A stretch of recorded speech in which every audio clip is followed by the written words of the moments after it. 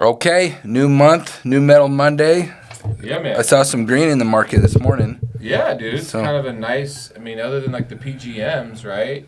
Those are all. The other non-ferrous looks But pretty yeah, good. copper's up a nickel. It was like around 394 Mhm. COMEX today. Aluminum is hanging in there. I think nickel's. Nickel's been kind of like it's been up and down. Like 10 and a half, Yeah, somewhere in there. that range. It wasn't. We It broke. saw- It was above 11 not that Yeah. long ago, but it's back in the We 10s. saw some 304 stainless prices in the 70s, which was Mhm. nice for a while.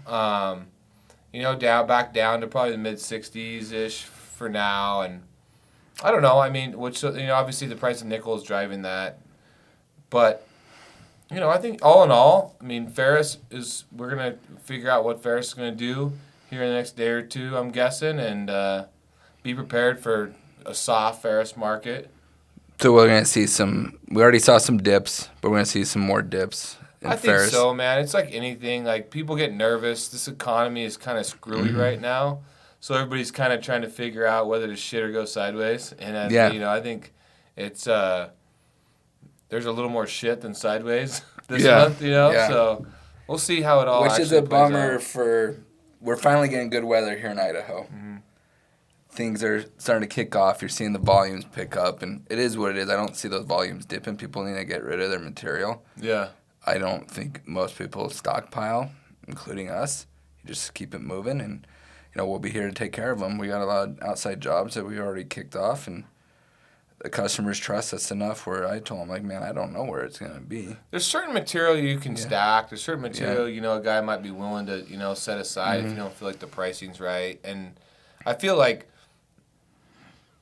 ferrous, depending on the grade and what your holding capacity is, there's certain yards we will hold a little bit. There's certain yards we'll make a decision like, all right, let's clean it out and like let's make room, let's make space. Obviously, we're pretty weather dependent over here. I mean, Mhm. price definitely a good price and good weather will definitely bring out the scrap. But we're more dependent on, really, if we're honest, is a good general economy. Like, because even though the retail part of our business is still decent when the weather's good, I mean, it's became a smaller part of our business as the years have gone by. So really, we're probably, as a company, more dependent on a strongish economy. So manufacturing going, Mhm. everything kind of moving, because then a stronger economy means more demo because people are rebuilding or building new or whatever the case may be. So I feel like, Or they're buying new cars. Buying So new the cars cars, are going to get to replacing the old end of ones. life, People, I think a big misconception for the recycling community from the outside looking in, because I hear this all the time when I meet new people. They're like, oh, you guys probably do really good when the economy is shitty. I'm like, opposite, just like what you're saying. Yeah. And I understand that perception because I remember kind of thinking that way when I was a greenhorn. Yeah. I was like, oh, we're probably killing it when people are forced to recycle. But the bread and butter is the manufacturers. Yeah, I mean, that's the business that's steady. That's the business that's consistent. That's the volume that you're looking for. That's your bin, roll-off, that's your trailer customers, your demo stuff. I mean, that's the big volume that actually moves the needle. The retail scrapper, while we appreciate the business and we want the business, it's not really a big needle mover for us anymore. And if there was a time in our business that was like a big driving factor of what we did, and anymore it's because it has become such a service based industry, more akin to like the waste side, where you're having to service it. That's kind of become the business model for any successful scrap metal recycling companies out there.